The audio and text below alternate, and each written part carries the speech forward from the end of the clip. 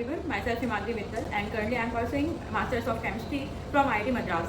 So today I am going to focus on surface chemistry. So this topic is divided into three subtopics that are adsorption, colloids, and catalysis. My main focus is on adsorption. So let's give a brief introduction of this topic. So what is surface chemistry? So surface chemistry mainly deals with the phenomena that occurs at the surface of solid and liquid. Here, why it happens? So here I am taking an example of liquid. So here liquid molecules are experiencing the equal forces from all sides, but the molecule at the surface, they are experiencing unbalanced forces. They are experiencing the forces from inner side, but there is no forces on their upper side. So to satisfy these residual forces, we observe the phenomena of surface chemistry. So what is adsorption? Adsorption is the phenomena of attracting and retaining the molecules of solid, liquid and gases on the surface of solid and liquid, which results into the higher concentration and known as adsorption. So in this chapter, we are going to encounter some important keywords that I would like to introduce you. So these are adsorbent, absorption and desorption.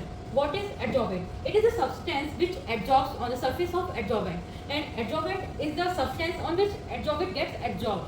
So what is sorption? It is the process in which adsorption and absorption happens simultaneously.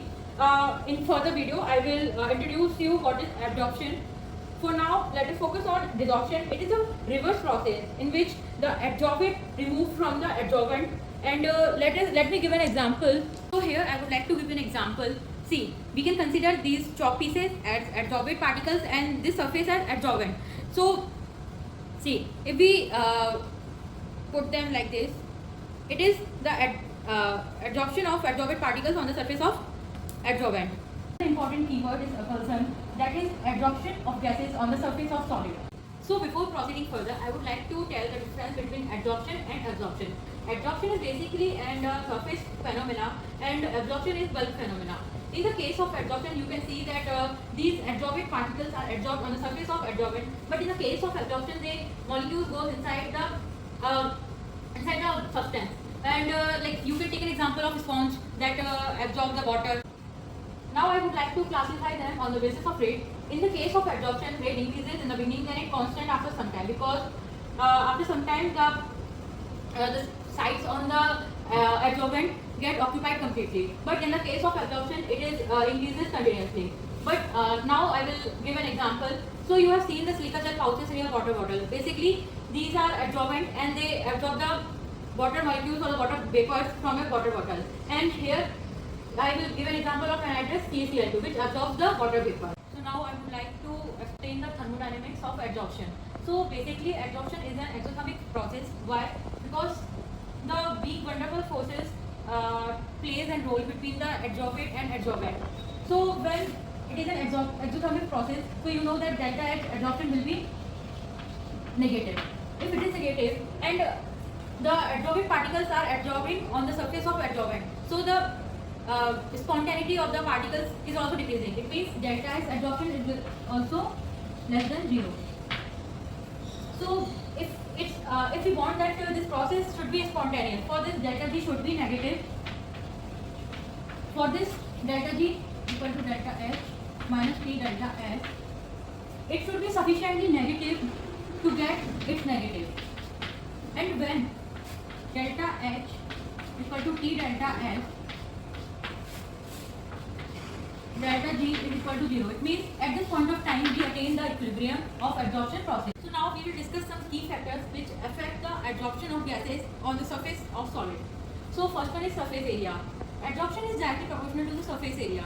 So as the surface area increases, more number of adsorbent particles can adsorb on the adsorbent.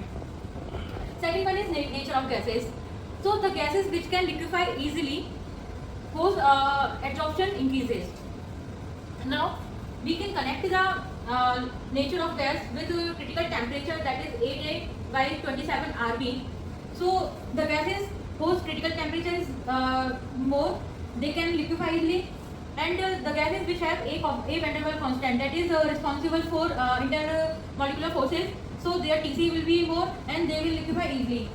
Similarly, the van der Waals constant B, which is responsible for intermolecular size, so if their size is small, they will have a greater Tc and they will liquefy easily. And there is a series of gases which can liquefy easily. That is SO2 and then NS3, HCl, CO2, CH4, CO, O2, N2, S2. Now third factor is temperature. So it is inversely proportional to the temperature, because as the temperature increases, the entropy of the particle increases and they do not get attracted to the adsorbent surface. Fourth one is pressure, and adsorption is directly proportional to the pressure. Here in this profile, we can see adsorption and pressure. So as the pressure increases, adsorption increases. But after some point of time, if we increase the pressure, there is no effect on adsorption, because all the surfaces get occupied, and this pressure is known as saturation pressure. On the basis of chemistry, here are the types of adsorption. So first is physisorption, second is chemisorption. Physisorption, in physisorption, weak van der forces plays an important role, and in the case of chemisorption, strong chemical forces plays an important role. Here, low heat of adsorption is required, but in the chemisorption, we need very high heat of adsorption, that is 80 to 240 kilojoules per mole. It is a reversible process, and it is an irreversible process because here chemical bond formation takes place. Here we will observe the multi-molecular layers, and here only unimolecular layer is formed because it is an formation of chemical bond between adsorbate and adsorbent. Here we need the low temperature. You can see the graph, that is adsorption and temperature. So at low temperature adsorption is very high, and at high temperature adsorption is very low.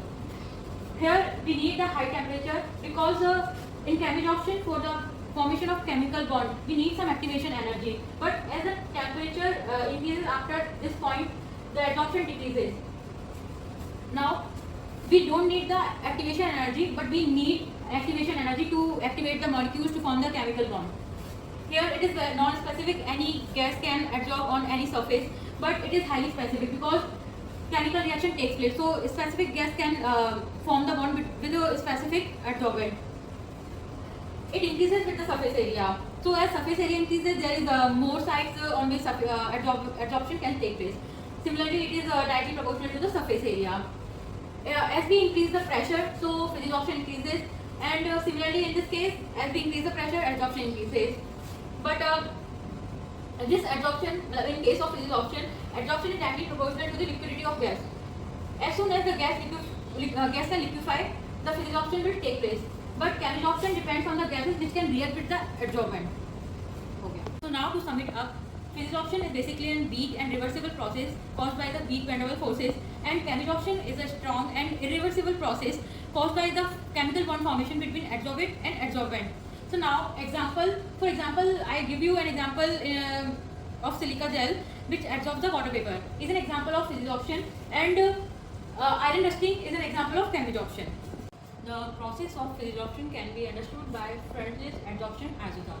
So basically, it is a relation between amount of gas adsorbed per unit mass of solid adsorbent with pressure at constant temperature.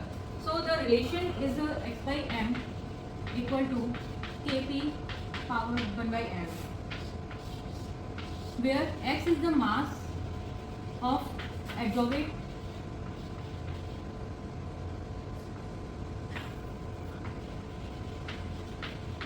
m is mass of adsorbent, K and N are the constant for particular adsorbate, and P is the pressure. Now how we will draw the isotherm? So this is x by m, that is extent of adsorption,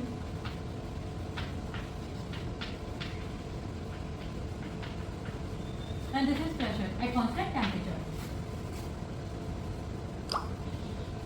The profile or the isotherm is something like this. Let's mark this point as O, this as A, and this as B. Here the pressure increases linearly, so this is low pressure area. Here x by m is equal to Kp because 1 by n is equal to 1. Second is this AB region, that is moderate pressure region.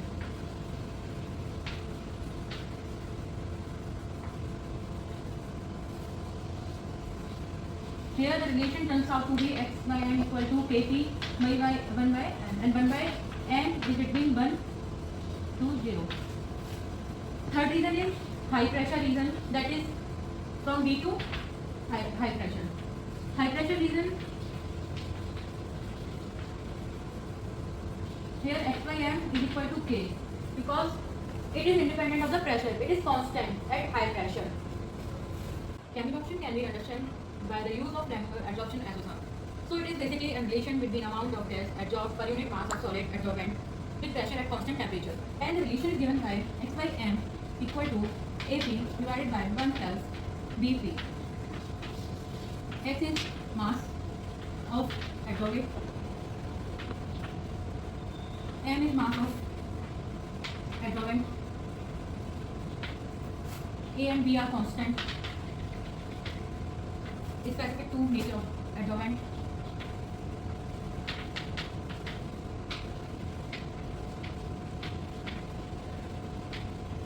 And P is pressure.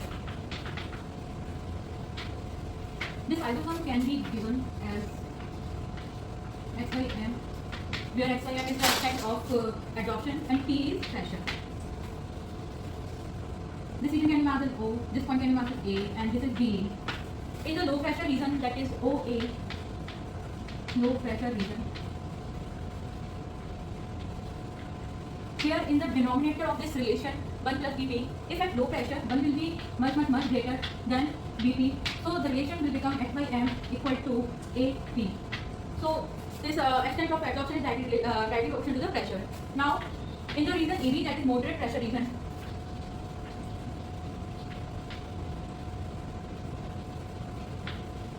in this moderate pressure region, it will be x by m equal to AP divided by 1 plus Bp.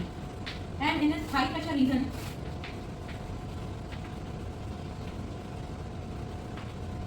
when the denominator will become when Bp is very much greater than 1, so the relation will become x by m equal to AP divided by Bp, that is A by B. So it is independent of the pressure. So it depends only on this constant value, and so this is the conclusion of this surface chemistry chapter.